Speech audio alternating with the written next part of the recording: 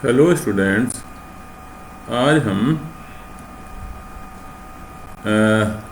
दिए हुए डेटा से कर्व फिटिंग कैसे करते हैं उसका डिस्कशन करना चाहेंगे।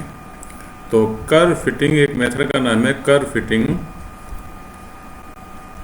Curve fitting curve fitting by method of least square.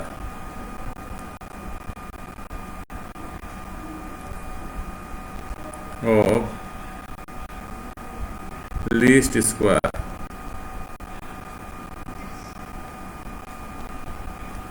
Least square तो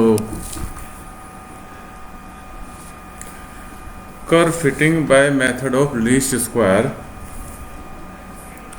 लीस्ट तो मेथड में जैसे नाम है, फॉर एग्जाम्पल फर्स्ट केस हम एक y equals to M X plus C straight line fix करना चाहेंगे।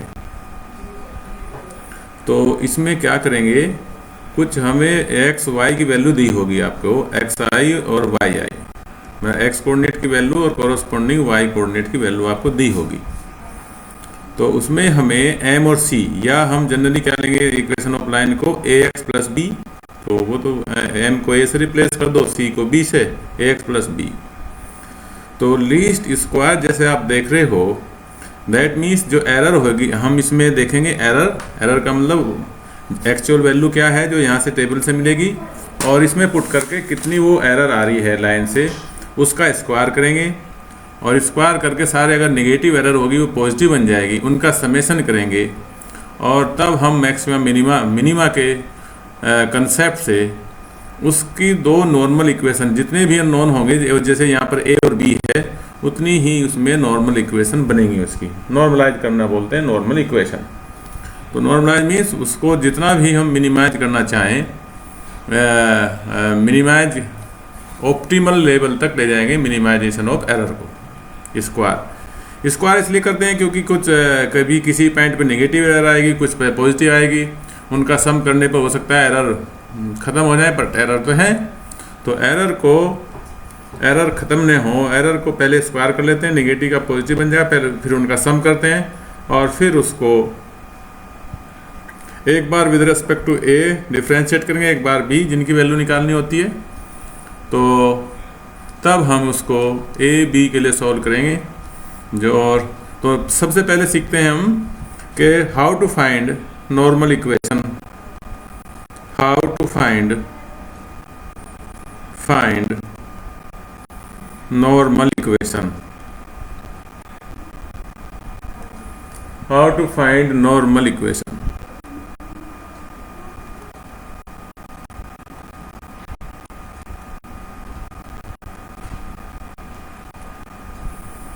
Normal equation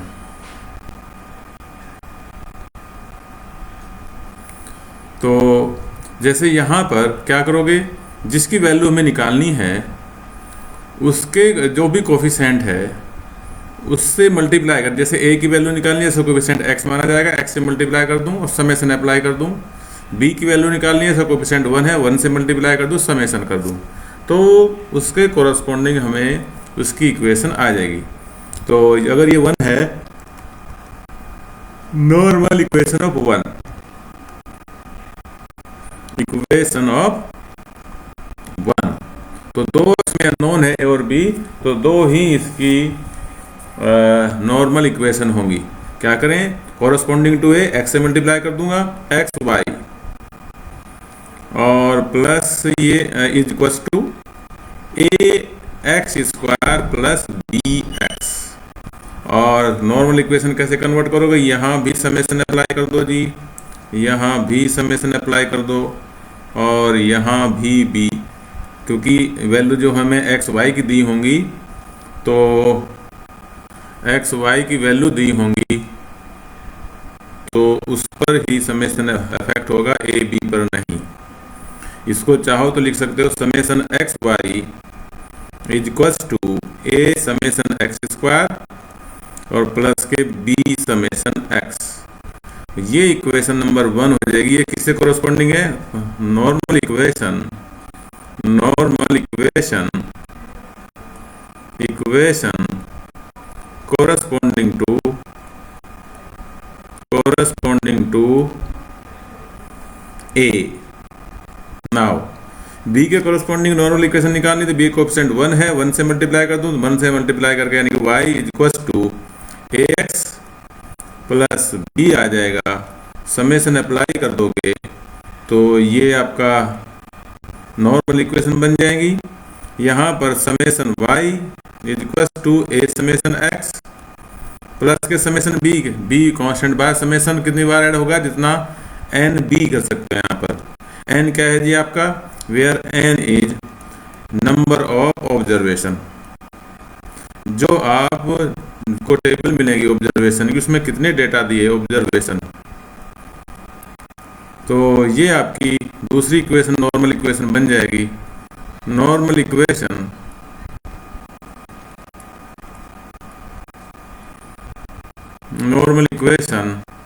corresponding to B।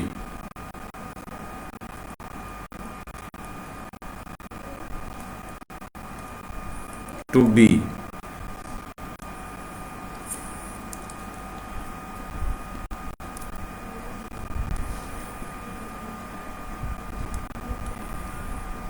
Corresponding to B।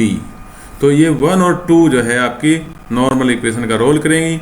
Summation X Y आपको मिलेंगे, एक्स वाई का कॉलम बना लेंगे हम, X into Y correspond X Y का, फिर एक्स स्क्वायर का कॉलम बना लेंगे ये वाला, और बाकी समेशन एक्स यहाँ से मिल जाएगा, समेशन वाई यहाँ से मिल जाएगा, एक्स वाई ये आपकी सारी वैल्यू टेबल से यहाँ रख देंगे। ए बी में आपकी 2 इक्वेशन आ जाएंगी, उसको हम सॉल्व कर लेंगे। तो ये फिटिंग ऑफ स्ट्रेट लाइन के लिए जो आपकी नॉर्मल इक्वेशन आई है वो इस तरह की होंगी। अब मैं आपको एक क्वेश्चन से समझा रहा हूँ कैसे स्ट्रेट लाइन फिट करते हैं जी। तो क्वेश्चन है आपका, ये क्वेश्चन है जी, fit a straight line to the following data treating y as dependent variable. Dependent variable means x पर a और b के साथ जो फंक्शन लगे हुए हैं वो तो इंडिपेंडेंट कहलाएगा, जिसकी वैल्यू x पर फंक्शन लगने के बाद आएगी, जिसके इक्वल आएगी वो डिपेंडेंट वेरिएबल। तो यहाँ पर है fit a straight line, question है fit a straight line, fit a straight line for following data, for following data. तो ये आपका हो जाएगा एक्स वाई, ये आपके डेटा है जी। एक्स की वैल्यू 1 2 3 4 5, 1 2 3 4 5, और ये है 5 7 9 10 11, 5 7 9 10 11, ये y की वैल्यू हो गई कोरस्पॉन्डिंग। तो हमें बताना है इन वैल्यूज को सेटिस्फाई करते हुए कौन सी आपकी इक्वेशन होगी। y is equal to A plus B X कह सकते हैं या ए एक्स प्लस बी कह सकते हैं, उसमें कोई प्रॉब्लम नहीं है, आप कोई सी मान लें। तो सॉल्यूशन इसका करने के लिए सबसे पहले let equation of line, equation of line b y is equals to a plus B X. आप ax प्लस बी मानेंगे कोई प्रॉब्लम नहीं, a b का रोल चेंज हो जाएगा, उसमें कोई नहीं वैल्यू। इसमें जो b की वैल्यू आएगी तो ax प्लस b में वो a की वैल्यू आएगी, वो इनके रोल इंटरचेंज होने हैं और कुछ नहीं होगा। तो आप मर्जी है ये मान लें या ये मान लें, कोई प्रॉब्लम नहीं है। तो नॉर्मल इक्वेशन आपकी क्या होंगी, normal equation of 1, normal equation of 1, ये 1 मान लें इसको, normal equation of 1, normal equation of 1 क्या हो जाएगी, ए के कोरस्पॉन्डिंग आप जानते हैं समेशन y सीधा लिख दो इक्वल्स टू एन ए, क्योंकि समेसन ए एन टाइम होगा तो एन की वैल्यू होगी 1 2 5, यहाँ एन की वैल्यू 5 है, 5 ऑब्जर्वेशन है, तो ये हो जाएगा आपका N is equal to A plus B summation X, where N, ये आपकी सेकंड इक्वेशन मान लो उसको, तो where N is equal to आपका इसमें 5 है, यहाँ से देखेंगे टेबल से।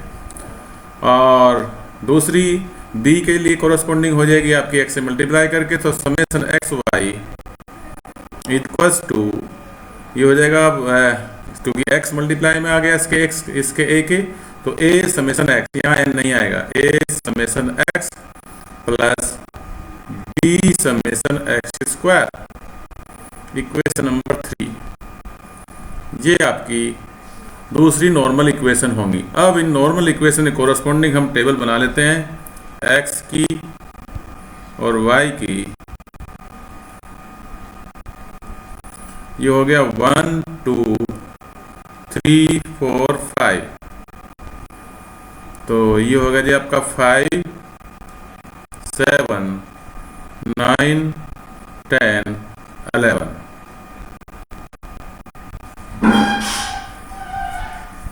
तो अब देख सकते हैं समेसन वाई समेसन एक्स तो यहाँ से मिल जाएंगे आपको, समेसन एक्स और समेसन वाई यहाँ मिल जाएगा आपको।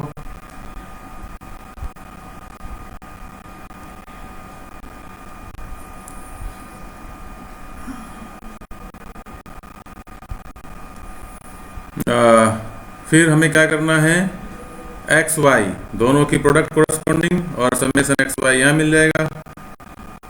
ये जब यहाँ आ जाएगा तो समेसन एक्स वाई यहाँ मिल जाएगा, समेसन एक्स वाई। ओके, फिर एक्स वाई के बाद एक्स स्क्वायर का कॉलम बनाएंगे। ये 4 वैल्यू हमें, और नॉर्मल इक्वेशन को देख करके ही हम कॉलम फाइनल करेंगे, ये आप तभी नॉर्मल फाइनल करेंगे। एक्स स्क्वायर आएगा, समेसन एक्स आ गया, summation Y, summation X Y, summation X पहले ही आ चुका है यहाँ पर, ये वैल्यू आ गई। तो 1 2 5 का आप जान सकते हैं कितना आंसर होगा जी आपका। 1 2 5 जो डिजिट नंबर होते हैं उनका अगर समेसन करेंगे तो आपका ये 15 आ जाएगा नेचुरल नंबर का। इसका करोगे तो 21 और 30 और ये 42 आ जाएगा जी आपका, ये 42। यहाँ पर कोरस्पॉन्डिंग x इंटू वाई 5, ये 14, ये 27, ये आपका 40, ये आपका 55। तो ये आपका अब ऐड करेंगे इसको तो ये हो जाएगा 141 141 समेसन एक्स स्क्वायर मीन्स 149 और ये हो गया आपका 1625। तो ये हो गया जी आपका, इसको ऐड करके देखें तो ये 41 50 55 55। अब ये value, putting these value in normal equation 2 and 3, putting these value in equation second and third,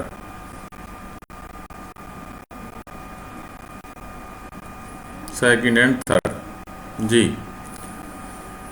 तो पहली इक्वेशन समेसन वाई, तो समेसन वाई 42 है, तो पहली इक्वेशन बन जाएगी 42 इज इक्वल्स टू, ये वैल्यू है आपकी है 5 प्लस समेसन एक्स हुआ आपका 15 बी। तो ये वैल्यू इक्वेशन नंबर मान सकते हैं इसको, फोर्थ थर्ड तक आ चुके थे ऑलरेडी। और समेसन एक्स वाई है आपका 141 इक्वल्स टू समेसन एक्स की वैल्यू आपने 15a plus 55b, equation number 5 हो जाएगी आपकी। सॉल्व इनको कर लें आप, solve for A and B,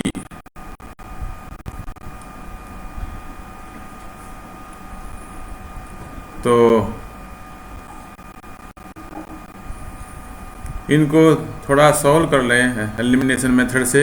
solving for and B we get A की वैल्यू आपकी 3.9 आ जाएगी, सॉल्व करेंगे तो आप, और बी की वैल्यू 1.5 आ जाएगी,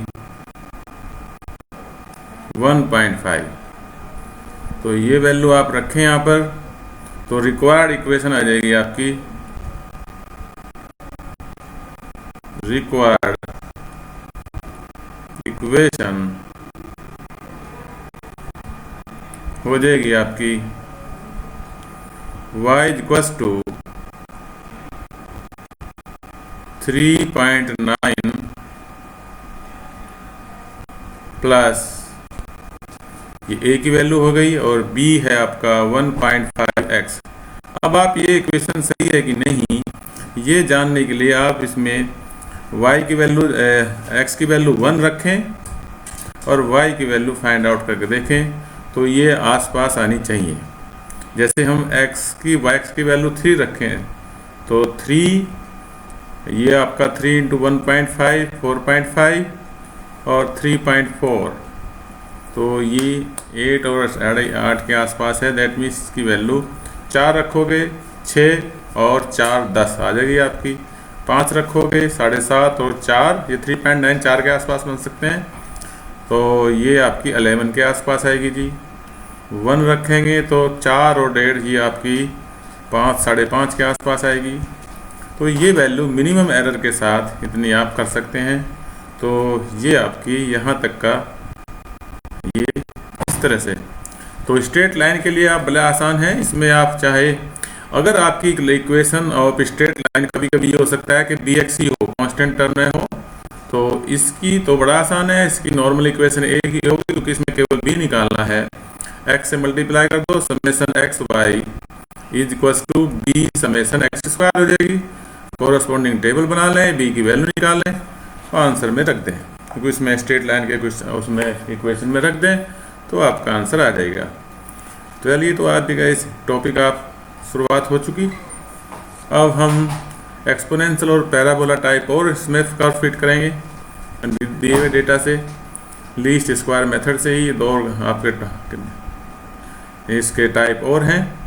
नेक्स्ट लेक्चर में हम एक्सपोनेंशियल को भी लीनियर का इस इक्वेशन में ही लॉग ले करके इसमें ही बदलेंगे, तो उसमें लॉग और एंटी लॉग यूज होगा और ज़्यादा नहीं, यही टाइप बन जाएगा। और पैराबोला का फिर थोड़ा सा सेपरेट है। पैराबोला आपको पता ही है, y equal to ax plus B X square plus C type होता है, उसमें a b c 3 अननोन होते हैं, वो आप 3 नॉर्मल इक्वेशन होंगी इसकी। तो थोड़ा सा इसमें टेबल और बढ़ जाती है और उस कोरस्पॉन्डिंग कॉलम बढ़ जाएंगे और उसकी वैल्यू नॉर्मल इक्वेशन में रख करके a b c के लिए सॉल्व कर लेंगे, आपका पैराबोला फिट हो जाएगा। चलिए, नेक्स्ट वीडियो में मिलते हैं इसी के कुछ और एग्जाम्पल के साथ। Thank you. जी।